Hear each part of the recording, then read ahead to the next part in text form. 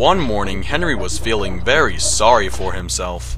Sometimes he could pull trains, and sometimes it felt as if he had no strength at all. I suffer dreadfully, and no one cares. Rubbish, Henry, snorted James. You don't work hard enough.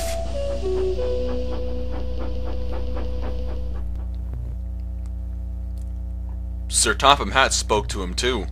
What's wrong with you, Henry? You've had lots of new parts and new paint too, but they've done you no good. If we can't make you better, we'll have to find another engine instead of you to do the work. This made Henry, his driver and fireman, very sad. Sir Topham Hatt was waiting when Henry came to Knapford Station. He had taken off his hat and coat and put on overalls. Henry managed to start, but the fireman wasn't satisfied. "Henry's a bad steamer," he said to Sir Topham Hatt. "I build up his fire, but it just doesn't give enough heat." Henry tried very hard, but he just couldn't do it. He didn't have enough steam. And he came to a complete stop at Edward Station. Oh dear, sighed Henry. I shall have to go away. Oh dear, oh dear.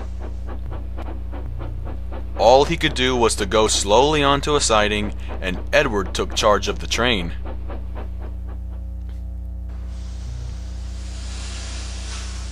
The fireman went on discussing Henry's troubles. What do you think is wrong, fireman? Asked Sir Topham Hatt. "Excuse me, sir," he said, "but the fact is the coal is wrong. We've had a poor lot lately, and today it's worse. The other engines can manage, they have big fireboxes. Henry's is small and can't make the heat. I think with Welsh coal, I think it'd be a different engine." It's expensive, said Sir Topham Hatt, but Henry must have a fair chance. James shall go and fetch some.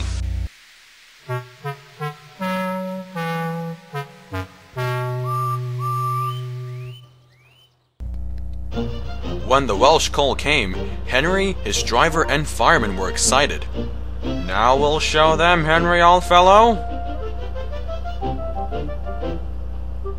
They carefully made his fire, putting large lumps of coal, like a wall, around the outside, and then the glowing middle part was covered with smaller lumps. You're spoiling my fire, complained Henry. "Wait and see," said the fireman. "We'll have a nice roaring fire just when we want it." The fireman was right. When Henry reached Knapford Station, the water was boiling nicely, and he had to let off steam. How are you, Henry? Peep, peep, peep, whistled Henry. I feel fine. Have you a good fire, driver? Never better, sir, and plenty of steam. No record breaking, warned Sir Topham Hatt. Don't push him too hard. Henry won't need pushing, sir, called the driver. I'll have to hold him back.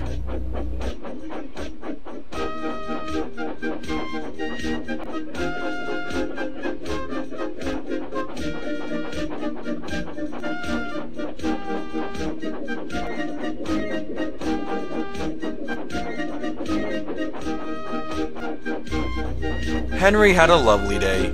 He hadn't felt so well in months. He wanted to go fast, but his driver wouldn't let him. "Steady, old boy," he would say. "There's plenty of time."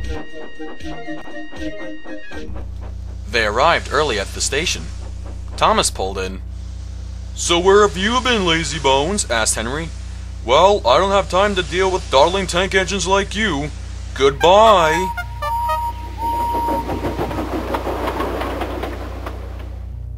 Whoosh! Wheezed Thomas to Annie and Clarabelle. Have you ever seen anything like it? Both Annie and Clarabelle agreed that they never had.